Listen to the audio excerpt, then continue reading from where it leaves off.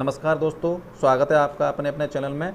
अब आज हम बात करेंगे जो अभी पिछली वीडियोस आप देख रहे हैं यूपी एनएचएम से संबंधित कुछ यूपी एनएचएम की वेबसाइट पर एक नोटिफिकेशन पड़ा हुआ था वैकेंसी से रिलेटेड के जो ह्यूमन रिसोर्स के लिए मेडिकल सेवाओं को देने के लिए जो वैकेंसियां कुछ कम पड़ रही थी या खाली थी उस जगह पर भरने की बात कर रही थी सरकार, उत्तर प्रदेश सरकार।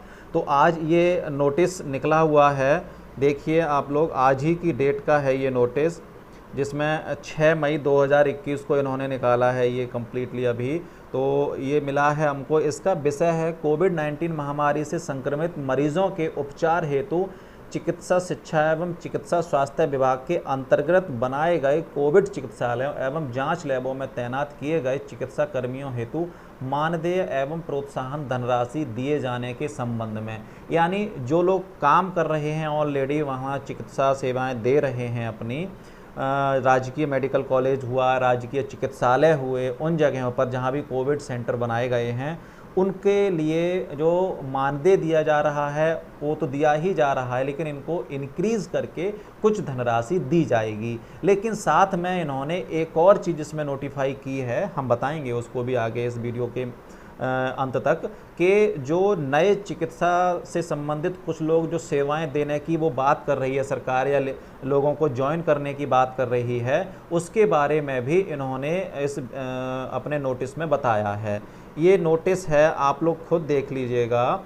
ये प्रेषक हैं आलोक कुमार, प्रमुख सचिव, यानी जो उत्तर प्रदेश सरकार के मुख्य सचिव, जो प्रमुख सचिव होते हैं वो हैं। और कोविड-19 महत्वपूर्ण यानी इम्पोर्टेंस नोटिस के तहत ये निकला हुआ है। और ये चिकित्सा शिक्षा प्रशिक्षण उत्तर प्रदेश लखनऊ महानिदेशक को और महानिदेशक चिकित्सा एवं स्वास्थ्य सेवाएं उत्तर प्रदेश लखनऊ को प्रेषित किया जा रहा है, उनके लिए बताया जा रहा है। ये मैंने आपको बता दिया इसके विषय क्या है। अब आगे हम देख लेते हैं इसमें इन्होंने क्या कहने की बात की है। इस नेक्स्ट पॉइंट से पढ़ते हैं। इस संबंध में मुझे कहने का निर्देश हुआ है कि कोविड-19 महामारी से संक्रमित मरीजों के उपचार हेतु चिकित्सा शिक्षा विभाग एवं चिकित्सा स्वास्थ्य विभाग के अंतर्गत संचालित राजकीय चिकित्सालयों में स्थापित किए गए कोविड चिकित्सालयों तथा कोविड जांच लैबों में कार्यरत कार्मिकों को मानदेय एवं प्रोत्साहन धनराशि का भुगतान किए जाने के संबंध में श्री राज्यपाल उल्लिखित शर्तों के साथ में स्वीकृति प्रदान की है। अब क्या क्या इन्होंने स्वीकृति दी है, तो नंबर 1 में दिया हुआ है कि कोविड चिकित्सालयों में कार्यरत चिकित्सक, नर्सेज, पैरामेडिकल स्टाफ एवं सफाई कर्मचारी, चाहे वो नियमित रूप से नियुक्त किया गया हो या फिर आउटसोर्सिंग के जरिए, यानी या तो वो पहले से ही लगा हुआ है या उनको आउटसोर्सिंग के तहत ज़रूरत पड़ने के आधार पर लिया गया है यानी ज्वाइन कराया गया है, उनको जो दिया जा रहा है मूल वेतन और जो नियत मानदेय उसके साथ में 25% अतिरिक्त प्रोत्साहन धनराशि का भुगतान किया जाए, यानी उनको उसकी सैलरी से 25% और ज़्यादा पे होगा। ठीक है। आगे इन्होंने सेकंड पॉइंट में क्या बताया है, कोविड चिकित्सालयों में आवश्यकता अनुसार MBBS इंटर्न को दैनिक मानदेय ₹500, MSc नर्सिंग छात्र छात्राओं को 400, BSc नर्सिंग छात्र छात्राओं को 300, MBBS अंतिम वर्ष तथा JNM छात्र छात्राओं को 300 रुपये प्रतिदिन के दैनिक मानदेय पर तैनात किया जाए। यानी इन्होंने इस मानदेय के तहत नए लोगों की भर्ती का प्रावधान इन्होंने बताया है कि क्या मानदेय उनको दिया जाएगा।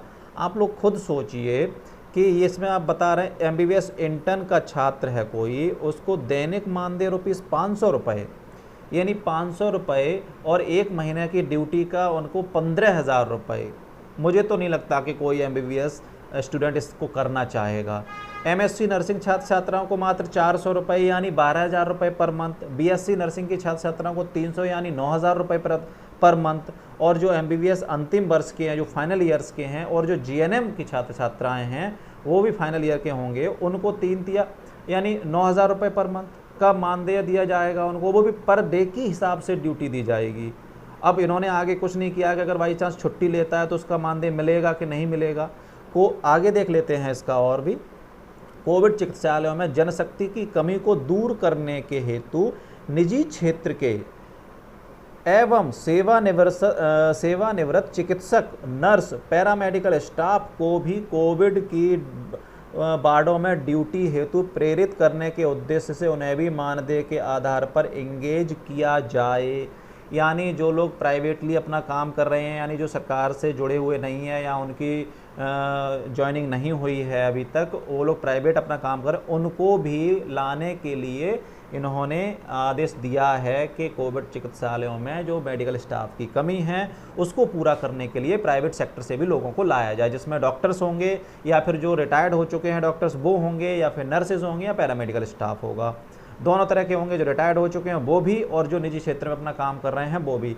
इसके लिए उन्हें NHM नेशनल हेल्थ मिशन द्वारा स्वीकृत दर पर मानदेय एवं उस पर 25% अतिरिक्त प्रोत्साहन धनराशि पर इंगेज किया जाए। यानी जो नेशनल हेल्थ मिशन के तहत जो भी सैलरी प्रोवाइड कराई जाती थी वो प्लस 25% का अतिरिक्त धनराशि इंगेज किया जाएगा, उस पर इसको इंगेज किया जाएगा। आगे इन्होंने कुछ किया है, कोविड-19 सैंपल की, यानी 4th नंबर है, कोविड-19 सैंपल की जांच हेतु जांच लैबों एवं उनसे संबंधित क्षेत्रों में तैनात किए जाने वाले मानव संसाधन तथा मॉलिक्यूलर माइक्रोबायोलॉजिस्ट, यानी जो लैब हैं जहां पर ये कोविड की जांचें जा रही हैं, RT-PCR रैपिड एंटीजन टेस्ट जो कराए जा रहे हैं, उसको भी पूरा करने के लिए वहाँ भी लोगों की कमी है, तो उनको भी पूरा करने के लिए जो मॉलिक्यूलर माइक्रोबायोलॉजिस्ट हैं, लैब टेक्नीशियन यानी जो DMLT किए हुए हैं, डाटा एंट्री ऑपरेटर यानी कंप्यूटर ऑपरेटर हैं, लैब अटेंडेंट यानी लैब में जो हेल्प करने वाले हेल्पर होंगे, उनके मूल वेतन मानदेय की राशि पर 10% अतिरिक्त धनराशि प्रोत्साहन के रूप में दिया जाए। यानी उनको भी 10% का इंक्रीमेंट करके सैलरी दी जाएगी। ये मुख्य सचिव ने, यानी जो प्रमुख सचिव है उत्तर प्रदेश सरकार में, उन्होंने आदेश किया है। आगे इन्होंने क्या लिखा हुआ, उपरोक्त अनुसार अनुमन्य की जा रही मानदेय प्रोत्साहन धनराशि का भुगतान किए जाने को कुछ शर्तें इन्होंने दी हैं कि कहाँ पर आपको ही ये कहाँ पर मिलेगा। उपरोक्त अनुसार स्वीकृत की जा रही मानदेय प्रोत्साहन धनराशि चिकित्सा शिक्षा एवं चिकित्सा स्वास्थ्य विभाग के अंतर्गत संचालित राजकीय चिकित्सालयों में ही लागू होगी। यानी जो चिकित्सा स्वास्थ्य विभाग के अंतर्गत संचालित राजकीय यानी गवर्नमेंट सेक्टर से प्रोवाइडेड जो भी हॉस्पिटल्स हैं उन्हीं में ये व्यवस्था लागू होगी। उक्त स्वीकृत की जा रही प्रोत्साहन धनराशि डेडिकेटेड कोविड वार्ड एवं कोविड जांच लैबों में की गई ड्यूटी दिवसों के आधार पर दिया जाएगा। यानी क्लियर हो गया कि जो ड्यूटी के दिन आपने जितने दिन कार्य किए होंगे उसी हिसाब से ये प्रोत्साहन राशि उसमें दी जाएगी। एक्टिव क्वारंटाइन की अवधि को भी ड्यूटी दिवसों में जोड़ा जाएगा। अब एक्टिव क्वारंटाइन को इन्होंने क्या बोला है ये चीज़ उन्होंने डिस्क्राइब नहीं किया है, लेकिन कहीं तक ये एक्टिव क्वारंटाइन वही हो सकता है जैसे हमने ड्यूटी की, यानी उन्होंने 15 डेज़ या 14 डेज़ की ड्यूटी उन्होंने की है, उसके बाद उनको एक क्वारंटाइन पीरियड में रखा जाए, क्योंकि कोविड वार्ड में ड्यूटी करने के बाद में आपको इन्फेक्शन होने के चांसेस बढ़ जाते हैं, तो उनको क्वारंटाइन किया जाएगा। उस क्वारंटाइन के पीरियड को भी ड्यूटी में जोड़ा जाएगा। ठीक है, आगे देख लेते हैं नंबर 3rd पॉइंट नेक्स्ट वाला। जनशक्ति की कमी को दूर करने के उद्देश्य से निजी क्षेत्र के एवं सेवानिवृत्त चिकित्सक, नर्स, पैरामेडिकल स्टाफ की सेवाएं लिए जाने हेतु संबंधित विभागों द्वारा केंद्रीकृत रूप से विज्ञप्ति प्रकाशित की जाएगी, किंतु भर्ती की प्रक्रिया विकेंद्रीकृत होगी।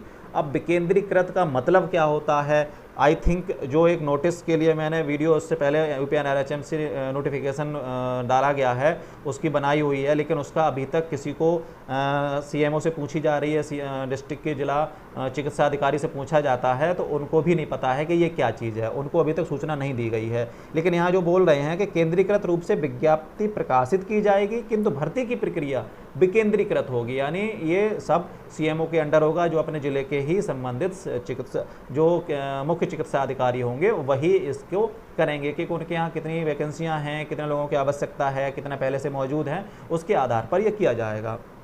आगे देख लेते हैं, चिकित्सा शिक्षा विभाग में इसके लिए प्रधानाचार्य संस्थान निदेशक अधिकृत होंगे, जबकि चिकित्सा एवं स्वास्थ्य विभाग में जिला स्वास्थ्य समिति इस कार्य को संपादित करेगी। यानी ये चीज़ उस नोटिस में भी दिया गया था, जो मैंने एक वीडियो पहले भी डाली हुई है, तो जिन्होंने वो वीडियो नहीं देखी है वो एक बार जाके देख लें, क्लियर हो जाएगा। आगे इन्होंने कुछ लिखा हुआ है दिशा निर्देश में कि उक्त कार्मिकों के हेतु माह में न्यूनतम 14 दिन की कोविड ड्यूटी अनिवार्य होगी, यानी आपको 1 महीने के अंदर 14 दिन की ड्यूटी करनी ही होगी हर हालत में।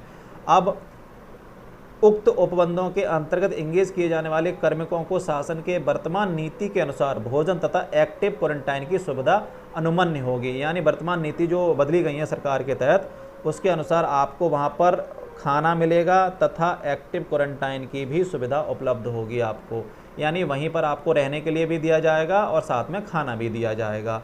चलिए, उक्त उपबंधों के अंतर्गत इंगेज किए जाने वाले नियमित कार्मिकों को मानदेय एवं प्रोत्साहन धनराशि का भुगतान वेतन मद से तथा शेष अन्य कार्मिकों को आउटसोर्सिंग मद से किया जाएगा। चलिए, ये चीज़ हो गई। अब आगे देख लेते हैं कितने कहाँ पर कौन से पद हो सकते हैं। वो तो अलग अलग डिस्ट्रिक्ट वाइज सीएमओ ही डिसाइड करेगा, लेकिन इन्होंने नंबर 6 पॉइंट में कुछ दिया हुआ है। उक्त उपबंधों में तैनात किए जाने वाले कार्मिकों के लिए सृजित पदों की संख्या बाधक नहीं होगी, यानी उक्त उपबंध में तैनात किए जाने वाले कार्मिकों के लिए सृजित पदों की संख्या बाधक नहीं होगी, परंतु डॉक्टर की संख्या 10 बेड पर 1 होगा, यानी 10 बेड होंगे वहाँ 1 डॉक्टर, यानी कहीं 20 बेड हैं तो 2 डॉक्टरों की नियुक्ति होगी। नर्सों की संख्या 7 बेड पर 1 होगी। वार्ड बॉय की संख्या 15 बेड पर 1 होगी व सफाई कर्मचारी की संख्या 15 बेड पर 1 होगी, और इससे ज़्यादा नहीं होगी, इससे अधिक नहीं होगी। तो ये चीज़ें भी उन्होंने यहाँ पे डिसाइड कर दी हैं कि कहाँ पर कितनी वैकेंसियाँ ली जा हो सकती हैं, यानी ज्वाइनिंग करा सकते हैं। उक्त योजना दिनांक 1 मई 2021 से 31 जुलाई 2021 तक लागू रहेगी, यानी ये व्यवस्था इस महीने की जो 1 तारीख आज 6 तारीख है तो 1 तारीख से लागू हो चुकी है, और 31 जुलाई यानी मई जून जुलाई यानी 3 महीने के लिए ही निश्चित की गई है। आगे क्या होगा वो नहीं पता, उन्होंने कुछ नहीं बताया है। तो ये इन्होंने एक नोटिस दिया है, इस नोटिस के आधार पर ऐसा बताया गया, और इस नोटिस को इन्होंने सब जगह भेजा है आज की ही डेट में। तो देखिए बहुत जल्दी ही सब जगह पहुंच जाएगा, और अब अपने ज़िले के मुख्य चिकित्सा अधिकारी से जाकर पता कर सकते हैं, तो वो अब बता पाएंगे। क्योंकि कुछ लोग पिछली वीडियो देखकर बोल रहे थे कि हम अपने ज़िले के मुख्य चिकित्सा अधिकारी ऑफिस गए थे, वहाँ उन्होंने कुछ नहीं बताया, यानी समस्त मुख्य चिकित्सा अधिकारी उत्तर प्रदेश को ये भेजा गया है, और समस्त प्रधानाचार्य राजकीय स्वास्थ्य मेडिकल कॉलेज को भेजा गया है, और यहाँ तक के पूरे उत्तर प्रदेश के जिला अधिकारियों को भी ये नोटिस भेज दिया गया है। तो अब जितनी जल्दी होगा अब सबको ये चीज़ पता चल जाएगी। आप लोग अपने ज़िला के मुख्य चिकित्सा अधिकारी के संपर्क में रहें और वहाँ पर इस बात की पूरी जानकारी लेते रहें। और अगर आप इच्छुक हों, जो मानदेय इन्होंने निर्धारित किया है मुझे नहीं लगता उससे ज़्यादा वो पे करेंगे, उसके आधार पर अगर आप इच्छुक हों तो ज़रूर अपनी सेवाएं दें। अगर आप इस तरह की सेवाएं देना चाहते हैं, क्योंकि इस समय ज़रूरत भी है लोगों को, क्योंकि आज कोरोना के कारण बहुत सारी समस्याएं इस समय बढ़ती जा रही हैं। और मैं थोड़ा सा एक प्रिकॉशनरी चीज़ें आप लोगों को भी बता दूं। मैं अभी एक प्रिंट आपको स्क्रीन पर दे रहा हूं, इस स्क्रीन के तहत आप अपने आप को भी बचा के रखें कोविड के तहत। तो ठीक है, मैं उस स्क्रीन को खोल लेता हूँ। देखिए ये है स्क्रीन, इसमें बताया गया है कि हल्के प्रभाव वाले कोविड-19 संक्रमण से घर पर ही कैसे निपटें। यानी ये यूनिसेफ ने इसको किया है, आप लोगों को वैसे मिल भी रहा होगा, लेकिन ध्यान दें आप लोग भी पूरी तरह से सुरक्षित रहें, क्योंकि इस समय कोविड बहुत स्पीड से और बहुत ज़्यादा हैवीली चारों तरफ फैला हुआ है। तो मैं इसको थोड़ा सा समझा देता हूँ, आप लोग थोड़ा ध्यान से सुने। और आप लोग मेडिकल स्टाफ से जुड़े हुए भी हैं, मेडिकल से रिलेटेड हैं, तो आप लोगों को गाइड भी कर सकते हैं। जो नॉर्मल लोग हैं, जो लोग लापरवाहियाँ कर रहे हैं, उनको गाइड कर सकते हैं कि इनसे कैसे बचा जाए। तो अगर आपको देखिए इस समय आपको हर जगह हर कहीं पर भी थोड़े थोड़े सिम्टमों वाले पेशेंट मिल रहे होंगे और दिख भी रहे होंगे कि हल्का बुखार हो गया है, शरीर में दर्द हो रहा है, गले में खराश हो रही है, और वो रिकवरी भी कर जा रहे हैं। तो उनके लिए है कि नंबर 1 पॉइंट पे इन्होंने बताया है कि केवल डॉक्टर द्वारा बताई गई दवाएं ही खाएं। आप अपनी इच्छा अनुसार कोई भी दवा ना लें। कोविड-19 खुद से ही इलाज ना करें। लहसुन, कपूर और अजवाइन जैसी घरेलू चीज़ों से ऑक्सीजन लेवल में कोई सुधार नहीं होता है। ये विशेष ध्यान दें कि कोई भी आके नुस्खा बताया जाता है आपको और आप उसको करना शुरू कर देते हैं, तो ये चीज़ ना करें। और आपके आस पड़ोस में जो भी लोग हों उन लोगों से भी मना करें कि इस तरह की मेडिकेशन हानिकारक भी हो सकती है, तो प्लीज़ अवॉइड करें। आगे है, अगर शरीर का तापमान बहुत अधिक हो और दर्द हो तो हर 4 से 6 घंटे में पैरासीटामोल 500 मिलीग्राम खाएं। ध्यान रहे 24 घंटे में पैरासीटामोल की 4 खुराक से ज़्यादा न खाएं। यानी कुछ लोगों को आइडिया नहीं है, बुखार आया टैबलेट ले ली, बुखार आया टैबलेट ले ली। और मोस्टली मैं एक मेडिसिन का नाम भी ले लेता हूँ, डोलो 650 mg का बहुत ज़्यादा सोशल मीडिया पे चल रहा था कि उसको खाइए, लेकिन ध्यान रखिए हमको 2 ग्राम यानी ये 500 मिलीग्राम की टैबलेट होती है, डोलो 650 मिलीग्राम की होती है। और पैरासीटामोल को हम एक दिन के अंदर यानी 24 घंटे के अंदर 2 ग्राम ही ले सकते हैं, यानी 500 मिलीग्राम की 4 टैबलेट, इससे ज़्यादा नहीं। तो प्लीज़ ये बहुत ही टॉक्सिक है हमारे लिवर के लिए। आप डाइजेशन ख़राब कर लेते हैं पैरासीटामोल ज़्यादा मात्रा में ओवरडोज ले लेकर। तो अगर ये दिक्कतें हों तो ध्यान से वही दवा खाएं जो आपको काम करे। अगर डोलो 650 से बुखार ना उतरे तो क्रोसिन उसकी जगह ले सकते हैं, लेकिन 24 घंटे में 4 गोली से ज़्यादा नहीं लेंगे। ये विशेष तौर पर ध्यान रखें और लोगों को बता दें। नेक्स्ट है, अगर आपका डॉक्टर कहता है कि आपको घर पर रहकर इलाज कराना चाहिए, आपको अस्पताल जाने की ज़रूरत नहीं है, तो उसकी बात भी मानें। आपको अपने आप में पैनिक नहीं होना है और ये भी नहीं करना है कि नहीं मुझको प्रॉब्लम है, मुझे डॉक्टर के पास या अस्पताल जाना है, ऐसा नहीं करना है। आगे है, शरीर में पानी की कमी ना होने दें, क्योंकि टेम्परेचर बढ़ता है तो बॉडी हमारी टेम्परेचर से वाटर को लॉस करती है। तो पानी पीते रहें, और अगर आपको किसी चीज़ का स्वाद पता न भी चल रहा हो तो भी पौष्टिक भोजन का सेवन करते रहें। यानी कुछ लोग कहते हैं कि मुझको टेस्टी नहीं आ रहा है, मुझको तो भूख ही नहीं लग रही है, या मुझे स्वाद नहीं मिल रहा है इसलिए खाना नहीं खाना, ये नहीं करना। तो ये बिल्कुल अवॉइड करें। आप बिना भूख के भी खाना खाएं और थोड़ा थोड़ा देर पर पौष्टिक चीज़ें लेते रहें।